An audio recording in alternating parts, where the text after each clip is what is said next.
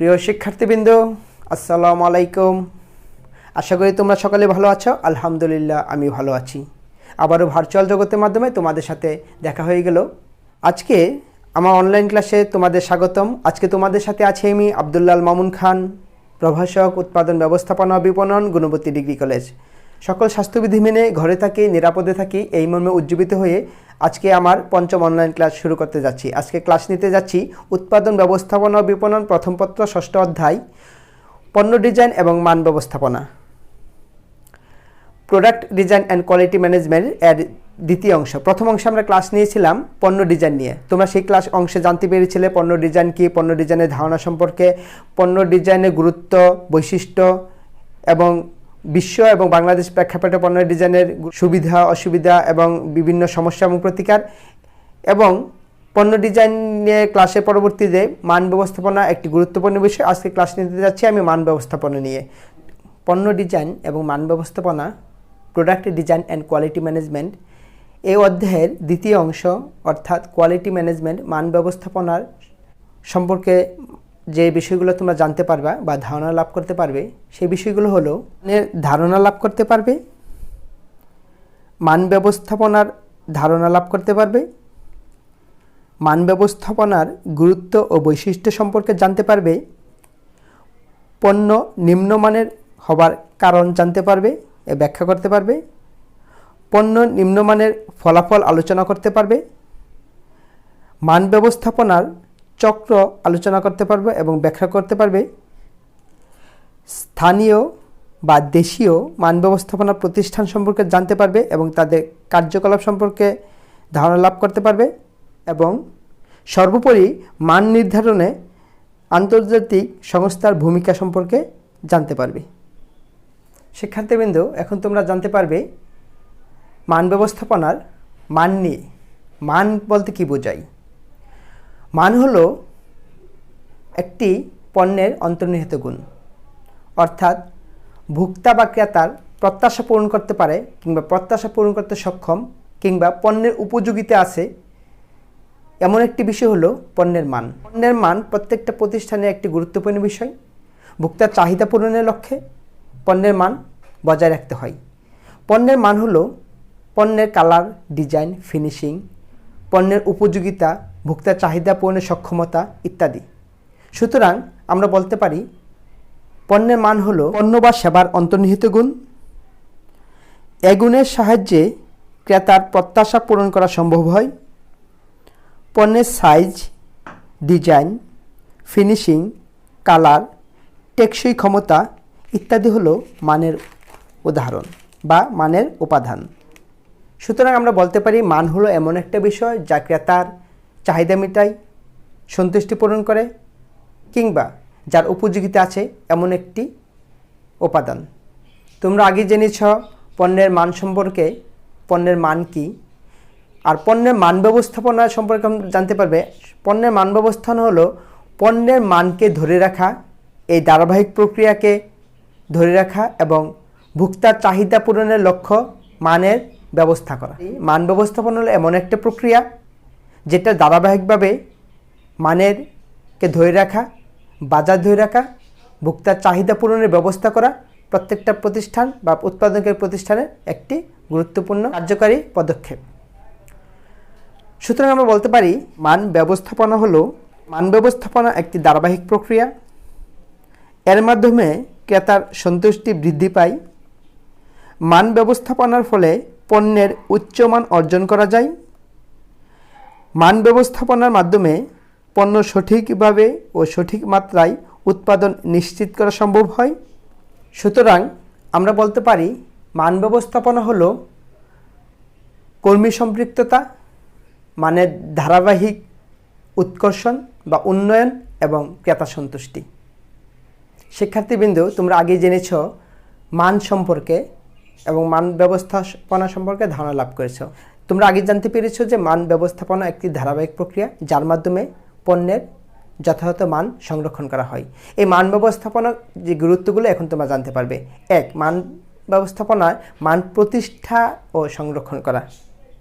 একটা পণ্যের প্রথম কাজ হলো একটি পণ্যের নির্দিষ্ট মান নির্ণয় করা, অর্থাৎ কী পণ্যের কী মান হবে সেটা তাকে খুঁজে বের করা এবং সেই মানকে যথাযথ মাধ্যমে সংরক্ষণ করা, অর্থাৎ এর ধারাবাহিকতা কার্যক্রম ধরে রাখা। 2. উপকরণ সংগ্রহ। শিক্ষার্থীরা একটি জিনিস জানো যে একটি পণ্য তৈরি করতে কিংবা তার সঠিক মান দিতে গেলে পণ্যটির যথাযথ উপকরণ প্রয়োজন, যথাযথ কাঁচামালের প্রয়োজন। এই কাঁচামালকে সংগ্রহ করতে হলে অবশ্যই প্রতিষ্ঠানকে সঠিক উপকরণের উৎস খুঁজে বের করতে হবে। 3. উৎপাদন পরিচালনা করা হলো একটি মান ব্যবস্থাপনার অন্যতম গুরুত্বপূর্ণ বৈশিষ্ট্য। উৎপাদন পরিচালনা অর্থাৎ উৎপাদন ধারাবাহিকতা ধরে রাখা, তার জন্য উৎপাদনের বিভিন্ন কার্যক্রম এবং সংশ্লিষ্ট কার্যক্রমের সাথে তার বিভিন্ন উপাদান যোগান দেওয়া হলো উৎপাদন পরিচালনা করা। 4. মান নিয়ন্ত্রণ করা। মান নিয়ন্ত্রণ একটি উৎপাদনের অন্যতম বৈশিষ্ট্য এবং গুরুত্বপূর্ণ বহন করে, কারণ মান নিয়ন্ত্রণ করা হলো মানকে তার কী পণ্যের মান যে অবস্থায় ছিল, যে মান নির্ধারণ করা হয়েছে সেই মানকে তার ধরে রাখা এবং সেই মানকে তার যথাযথ উপযোগিতা সৃষ্টি করতে লাভ করতে পেরেছি কিনা পণ্যের, কিংবা এটা ভোক্তার কিংবা ক্রেতার চাহিদা পূরণে সন্তুষ্ট কিনা, সেই সন্তুষ্ট বিধানে সর্বোপরি সব উপাদান কিংবা সব কার্যক্রম পরিচালনা করা হলো মান নিয়ন্ত্রণ করা। 5. গবেষণা ও উন্নয়ন। গবেষণা ও উন্নয়ন হলো একটি গুরুত্বপূর্ণ বিষয়, কারণ গবেষণার মাধ্যমে একটি মানের দিনকে দিন যে ভোক্তা কিংবা ক্রেতার যে বৈশিষ্ট্যগুলো পরিবর্তিত হচ্ছে, তার রুচি অভ্যাস কিংবা আয়ের উপর কিংবা বিশ্ব চাহিদার যে গতিশীল বিশ্বের সাথে তাল মিলিয়ে যে ক্রেতা যেভাবে তার দৈনন্দিন বিষয়গুলো পরিবর্তন করছে, সেইগুলা পরিবর্তন করার সাথে প্রতিষ্ঠানকে উৎপাদনকারী প্রতিষ্ঠানকেও সেই গবেষণা ও উন্নয়নের কাজ পরিচালনা করতে হয় নিয়মিত এবং তদারকি করতে হয়। 6. নিম্নমানের ব্যয় হ্রাস। একটি পণ্যের যদি নিম্নমানের হয়ে থাকে তাহলে বিভিন্ন ব্যয় বৃদ্ধি পায়, এই জন্য নিম্নমানের পণ্যকে এখান থেকে সরিয়ে এর ব্যয় হ্রাস করতে হয়। 7. ত্রুটির কারণ অনুসন্ধান ও প্রতিকার। অর্থাৎ একটি প্রতিষ্ঠানের খুঁজে বের করতে হবে যদি কখনো কোনো কারণে সেই মান পণ্যে বজায় না থাকে কিংবা সেই পণ্য বর্তমানে ভোক্তা বা কিংবা ক্রেতার চাহিদা পূরণে অক্ষম হয়, তাহলে সেই ত্রুটির কারণ বের করতে হবে এবং তার প্রতিকারে খুঁজে বের করতে হবে।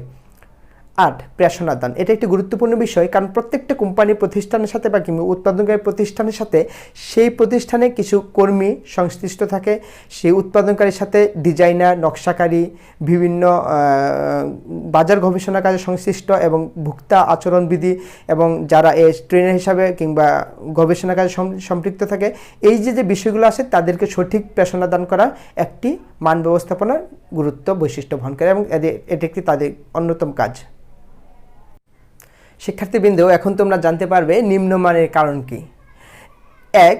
অদক্ষ শ্রমিক কর্মী। অর্থাৎ একটা উৎপাদনকারী প্রতিষ্ঠানে যদি সেই অদক্ষ শ্রমিক থাকে, যাদের কোনো যদি ট্রেনিংয়ের ব্যবস্থা না থাকে কিংবা তা ট্রেনিং প্রাপ্ত না হয়, তাহলে নিম্নমানের কারণ উৎপাদন পণ্য কিংবা উৎপাদনের পণ্যের মান নিম্ন হতে পারে। 2. নিম্নমানের যন্ত্রপাতির ব্যবহার। অর্থাৎ একটা উৎপাদনে দেখা গেছে যে সেই আদিকালের বা পুরাতন যন্ত্রপাতি কিংবা যন্ত্রপাতি মান যদি নিম্ন হয়ে থাকে তাহলে একটা প্রতিষ্ঠানে পণ্যের মান নিম্ন হয়ে থাকে, তাই যন্ত্রপাতি ব্যবহারে সতর্ক হওয়া উচিত। 3. নিম্নমানের কাঁচামাল। নিম্নমানের কাজে আরেকটা গুরুত্বপূর্ণ বিষয় হলো কাঁচামাল। অর্থাৎ কাঁচামালের আগেই বলেছি যে সঠিক এবং সুন্দর কাঁচামালের উৎস আমাদের খুঁজে বের করতে হয় একটা উৎপাদনকারী প্রতিষ্ঠানে, তাই নিম্নমানের কাঁচামাল একটি নিম্নমানের পণ্য বহন করে। 4. গতানুগতিক উৎপাদন পদ্ধতি ব্যবহার। অর্থাৎ একটি উৎপাদনকারী প্রতিষ্ঠান যদি আধুনিক বিশ্বের সাথে তাল মিলিয়ে গতানুগতিক ধারা পরিহার না করে উৎপাদন কার্য পরিচালনা না করে তাহলে নিম্নমানের কারণ হতে পারে। 5. মূলধনের অভাব। অর্থাৎ একটি উৎপাদনকারী প্রতিষ্ঠান শুরুতে যে বিষয়টি সবচেয়ে লক্ষ্য রাখতে হয় সেটা হলো মূলধন। একটি প্রতিষ্ঠান শুরু করার কাজে কিংবা উৎপাদন কার্য শুরু করার শুরুতেই একটি মূলধনের বড় একটি মূলধনের প্রয়োজন হয়, তাই মূলধনের গঠন অর্থাৎ যে উৎস থেকে মূলধন সংগ্রহ করতে হবে সেই উৎসগুলো আগে খুঁজে বের করতে হবে এবং মূলধনের একটি ভালো মূলধন গঠন করতে হবে, নয়তো পণ্য নিম্নমানের হতে পারে। পরিকল্পনার ঘাটতি। অর্থাৎ যে কোনো পণ্য বা যে কোনো কার্যে তোমরা সবাই আগে ভালো করে জানো যে একটি খুব গুরুত্বপূর্ণ পরিকল্পনার প্রয়োজন হয়। পণ্যের উৎপাদন কার্য শুরুতেই আগে যে বিষয়ে নীতি নির্ধারকরা কিংবা পণ্য উৎপাদনকারী প্রতিষ্ঠান কিংবা এর সাথে সংশ্লিষ্ট সবার যে বিষয়টা প্রথম যে জিনিসটা গুরুত্ব দিতে হয় সেটা হলো পরিকল্পনা। এই পরিকল্পনার ঘাটতিকালে পণ্য নিম্নমানের হতে পারে। 7.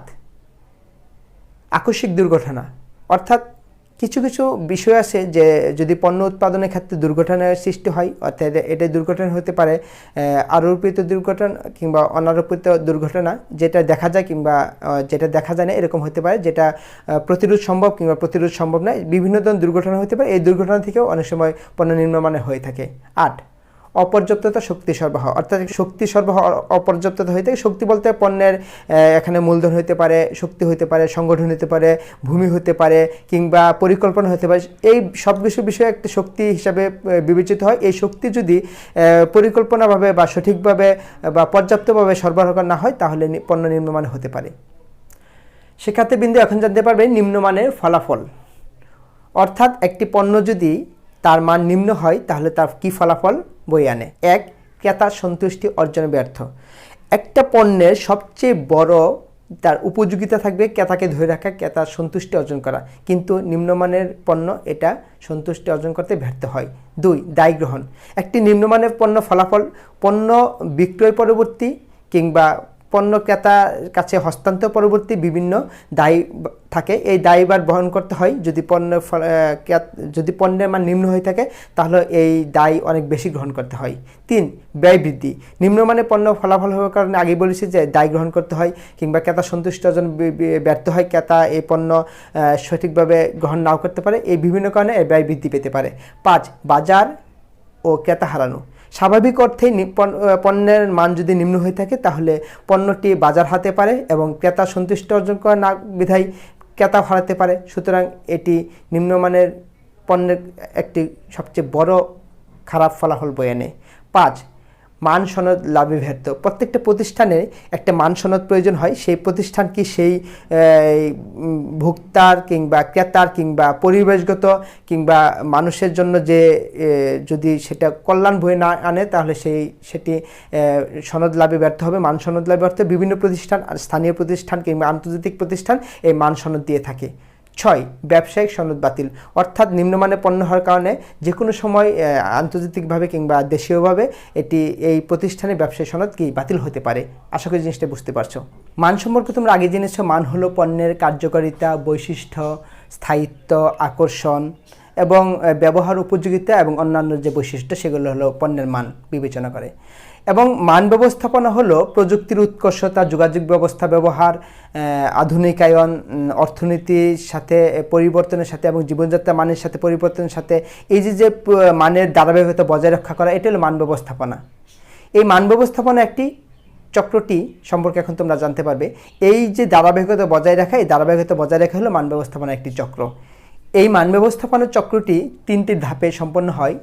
1, মান নিয়ন্ত্রণ। মান নিয়ন্ত্রণ থেকে পণ্যটি মান নিশ্চিতকরণ পর্যায়ে যায়, নিশ্চিতকরণ পর্যায় থেকে সার্বিক মান গিয়ে পর্বটি শেষ হয়। তাই মান ব্যবস্থাপনা চক্রটি এখন আলোচনা করব তোমাদের নিয়ে। সুতরাং আমরা বলতে পারি মান নিয়ন্ত্রণ হলো একটি প্রক্রিয়া, এর মাধ্যমে উৎপাদন, পরিমাপ ও মূল্যায়ন করা হয়। মান নিয়ন্ত্রণের মাধ্যমে সংশোধনমূলক ব্যবস্থা গ্রহণ করা হয় এবং এর মাধ্যমে পূর্বনির্ধারিত মান অর্জন করা সম্ভব হয়। আর মান নিশ্চিতকরণ হলো পণ্য উৎপাদনের নীতি, পদ্ধতি ও দিক নির্দেশনার পদ্ধতি। এর মাধ্যমে পণ্য ও সেবার মান বজায় রাখা হয়। এর মাধ্যমে কিংবা এর সাথে অন্তর্ভুক্ত কাজগুলো হলো কাঁচামালের মান ব্যবস্থাপনা, উৎপাদন ব্যবস্থাপনা, উৎপাদন পরিদর্শন, নমুনা সংগ্রহ ও পরীক্ষা, মান পরিকল্পনা ইত্যাদি, এবং এর সাথে নিশ্চয়তার সাথে জড়িত। আর সার্বিক মান বিষয়টি হলো এর মাধ্যমে সকল স্তরে গুণগত মান নিশ্চিত করা যায়, এর মাধ্যমে ধারাবাহিক মান উন্নয়ন নিশ্চিত করা যায় এবং এর মাধ্যমে সর্বোত্তম মানের পণ্য ও সেবা প্রদান করা যায়। শিক্ষার্থীবৃন্দ, এখন তোমরা জানতে পারবে স্থানীয় অর্থাৎ আমাদের দেশীয় মান প্রদানকারী সংস্থা সম্পর্কে। বাংলাদেশ স্বাধীনতা পূর্ব থেকে সিটিএল অর্থাৎ সেন্ট্রাল টেস্টিং ল্যাবরেটরি ছিল। পরবর্তীতে বাংলাদেশ প্রতিষ্ঠা হওয়ার পরে বিডিএসআই অর্থাৎ বাংলাদেশ টেস্ট স্ট্যান্ডার্ড ইনস্টিটিউশন প্রতিষ্ঠিত হয় এবং 1985 সালে সিটিএল অর্থাৎ সেন্ট্রাল টেস্টিং ল্যাবরেটরি এবং বিডিএসআই বাংলাদেশ স্ট্যান্ডার্ডস ইনস্টিটিউশনের সমন্বয়ে বিএসটিআই অর্থাৎ Bangladesh standards and testing institution প্রতিষ্ঠিত হয়। এটি সংবিধানের অধ্যাদেশ 37-এ বলে এবং এই প্রতিষ্ঠানটি বাংলাদেশের বিভিন্ন পণ্য মান প্রদান করে থাকে এবং মান সনদ প্রদান করে থাকে এবং এর বিভিন্ন উদ্দেশ্য, ভিশন, মিশন আছে। আমরা জানবো বাংলাদেশ স্ট্যান্ডার্ডসের মিশনগুলো কী এবং ভিশনগুলো কী। BSTI Bangladesh standards and testing ইনস্টিটিউশনের ভিশন হলো মান প্রণয়ন ও মান পণ্য প্রাপ্তি নিশ্চিতকরণে যুগোপযোগী প্রতিষ্ঠান হিসাবে রূপান্তর এবং এর মিশন হলো পণ্য ও সেবার মান প্রণয়ন, গুণগত মান ও পরিমাপ নিশ্চিতকরণের নিমিত্তে সেবাসমূহের আন্তর্জাতিক বা আঞ্চলিক মানদণ্ডে উন্নীতকরণ এবং সেবাগ্রহীদের স্বার্থ রক্ষার্থে জাতীয় ও আন্তর্জাতিক বাণিজ্যে সহায়তা করা। শিক্ষার্থীবৃন্দ, এতক্ষণ তোমরা জানলে আমাদের স্থানীয় বা দেশীয় মান নিয়ন্ত্রণকারী সংস্থা বিএসটিআই সম্পর্কে। এখন তোমরা জানতে পারবে আন্তর্জাতিক মান নিয়ন্ত্রণকারী সংস্থা সম্পর্কে। আন্তর্জাতিক মান নিয়ন্ত্রণকারী সংস্থা ইন্টারন্যাশনাল অর্গানাইজেশন ফর স্ট্যান্ডার্ডাইজেশন, এটি একটি আন্তর্জাতিক মান নির্ণয়কারী সংস্থা। এটি নন গভর্নমেন্ট অর্থাৎ বেসরকারি প্রতিষ্ঠান হিসাবে স্বীকৃত বা আত্মপ্রকাশ করে থাকে বা নিজেদেরকে পরিচয় দিয়ে থাকে। এটি প্রতিষ্ঠিত হয় 1947 সালে। এর 3টি ভাষা রয়েছে, ইংরেজি, রুশ এবং ফরাসি। এটি যদিও একটি বেসরকারি প্রতিষ্ঠান, কিন্তু এর আন্তর্জাতিক মান বা এর নিশ্চয়ায়ন কিংবা এর ক্ষমতা, দক্ষতা অনেক বেশি। আইএসও বর্তমানে সদস্য সংখ্যা দেশ 164টি এবং আইএসও সদর দপ্তর সুইজারল্যান্ডের জেনেভায় অবস্থিত। এই আইএসও কেন প্রতিষ্ঠিত হয়েছে সেটা একটি বিষয় হলো, প্রত্যেকটা দেশের বা স্থানীয় একটি নির্দিষ্ট মান নির্ণয়কারী প্রতিষ্ঠান থাকে, কিন্তু বিশ্ব বাজারের ক্ষেত্রে বা আন্তর্জাতিক বাজারের ক্ষেত্রে, ব্যবসা বাণিজ্যের ক্ষেত্রে অনেক দেশ ওই তাদের স্থানীয় বা নির্দিষ্ট দেশের মান গ্রহণ করে না বা নাও করতে পারে।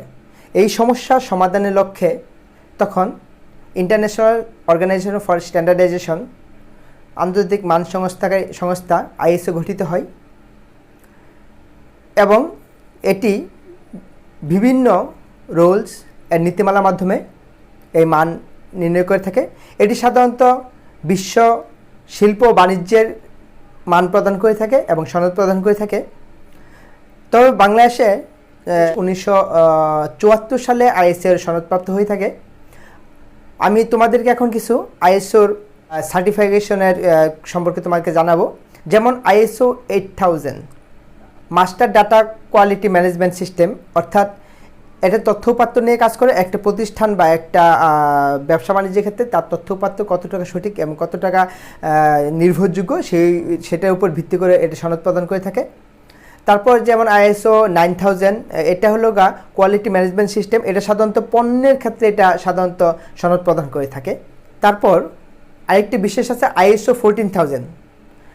এটি সাধারণত আইএসও 14000 হলো এনভায়রনমেন্টাল ম্যানেজমেন্ট সিস্টেম, অর্থাৎ কোনো শিল্প কিংবা বাণিজ্য কিংবা সেবাকারী প্রতিষ্ঠান তাদের পরিবেশগত দ্বারা তাদের দ্বারা পরিবেশগত কোনো হুমকি কারণ হচ্ছে কিনা কিংবা সেটা পরিবেশ উপযোগী কিনা সেটার জন্য এরা মান সনদ দিয়ে থাকে। যেমন বিভিন্ন বাংলাদেশে কলকারখানা, ইটের ভাটা, বিভিন্ন যেমন পরিবেশ দূষণকারী যেমন গাড়ি থাকতে পারে, যেগুলো কালো ধোঁয়া সৃষ্টিকারী বিভিন্ন প্রতিষ্ঠান, এই প্রতিষ্ঠানের যেন এটা বাংলাদেশ বা বিশ্ব বা পরিবেশ পরিস্থিতির কাছে যেমন কিংবা বিশ্ব পরিবেশের কারণে এটা উপযোগী কিনা এবং জনকল্যাণমূলক কিনা সেটার উপর ভিত্তি করে আইএসও 14000 এটা সনদ দিয়ে থাকে।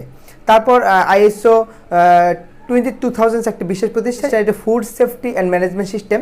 এটি সাধারণত বিশ্বের খাদ্য নিরাপত্তা নিয়ে কাজ করে থাকে। এটি খাদ্য নিরাপত্তার উপর সবচেয়ে গুরুত্ব দিয়ে থাকে এবং বাংলাদেশে এবং বিশ্বে বর্তমানে খাদ্য নিরাপত্তা খুব একটি গুরুত্বপূর্ণ বিষয়। তোমরা জানো যে ভেজাল খাদ্যের সমারোহে আমরা আসি। এই ভেজাল খাদ্যের ভিড়ে সাধারণত যেই সব প্রতিষ্ঠান বা উৎপাদনকারী প্রতিষ্ঠান খাদ্য নিরাপত্তা আমাদের দিয়ে থাকে, সেই সব প্রতিষ্ঠানকে আইএসও 22000 সার্টিফাইড করে থাকে। তারপর ধরো আরেকটা বিশেষ আছে আইএসও 26000। এটি করে থাকে সোশ্যাল রেসপন্সিবিলিটি ম্যানেজমেন্ট সিস্টেম, অর্থাৎ সামাজিক দায়বদ্ধতা যে বিষয়গুলো আছে সেই দায়বদ্ধতাগুলো সে থেকে তার কাজ করতেছে কিনা, কোনো প্রতিষ্ঠান কিংবা দায়বদ্ধতাগুলো তাদের পূরণ করতেছে কিনা, এই বিষয়ের উপর ভিত্তি করে এটা সনদ প্রদান করে থাকে ISO 26000। তারপর আরেকটি বিশেষ আছে ISO 28000, এটি করে থাকে service supply chain management system, অর্থাৎ একটা প্রতিষ্ঠান তাদের মান নিয়ন্ত্রণ কি ঠিকভাবে করতেছে কিনা বা সেই ম্যানেজমেন্ট সিস্টেমটা তাদের ঠিক আছে কিনা, বা একটা সনদ পাওয়ার পরে তাদের ধারাবাহিকতা ধরে রাখতেছে কিনা, সেই বিষয়গুলো তারা নিরূপণ করে থাকে। আরেকটি বিশেষত্ব তোমাদের জানায় ISO 45000, এটি করে থাকে occupation health and safety management, অর্থাৎ মানুষের চাকরি বা মানুষের কর্মস্থলের নিরাপত্তার ক্ষেত্রে এবং তাদের স্বাস্থ্যগত ঝুঁকি আছে কিনা সেই সব নিরাপত্তা একটা প্রতিষ্ঠান দেখে কিনা, বা কর্মকাণ্ডের ক্ষেত্রে যেমন বর্তমানে বাংলাদেশে দেখা যাচ্ছে গার্মেন্টস সেক্টরের ক্ষেত্রে যে সবচেয়ে বড় ঝুঁকিটা থাকে বিদ্যুৎ বা কোনো কিছু অগ্নিকাণ্ডে যে ঘটনাগুলো ঘটে এইগুলো, কিংবা কোনো যন্ত্রপাতি দ্বারা যদি কেউ কোনো শ্রমিক বা কর্মচারী বা ক্ষতিগ্রস্ত হয় সেটা, এবং স্বাস্থ্যগত যে ঝুঁকিটা থাকে যেমন বিভিন্ন মিল কলকারখানা, তারপর দেখা গেছে চামড়া শিল্প, বিভিন্ন জায়গায় দেখা যাচ্ছে যে শ্রমিকরা যে স্বাস্থ্যগত ঝুঁকি থাকে এই স্বাস্থ্যগত ঝুঁকিগুলো নিশ্চিত করে থাকে না, সেই যদি নিশ্চিত করে থাকে সেই প্রতিষ্ঠানগুলো সার্টিফাইড করে ISO 45000।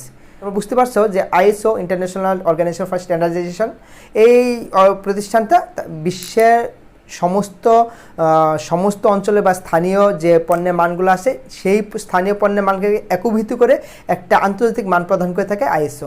আশা করি বিষয়টা বুঝতে পারছো। শিক্ষার্থীবৃন্দু, এতক্ষণ আমার সাথে থাকার জন্য তোমাদের অনেক অনেক ধন্যবাদ। এই ক্লাসে বা পূর্ববর্তী এই অধ্যায়ে 6ষ্ঠ অধ্যায়ে যদি তোমাদের কোনো সমস্যা থেকে থাকে কিংবা বুঝতে কোনো সমস্যা হয় তোমরা কমেন্টস বক্সে জানাবে, আমি ইনশাল্লাহ তোমাদের উত্তর দেওয়ার চেষ্টা করব। সেই সাথে তোমরা সকল স্বাস্থ্যবিধি মেনে বাড়িতে অবস্থান করো এবং বয়স্ক শিশুদের সাথে যত্নশীল হবে এবং তোমাদের পড়াশোনা চালিয়ে যাবে এবং তোমরা ভালো থেকো, সেই প্রত্যাশা রেখে তোমাদের কাছ থেকে আজকের মতো বিদায় নিচ্ছি। আল্লাহ হাফেজ।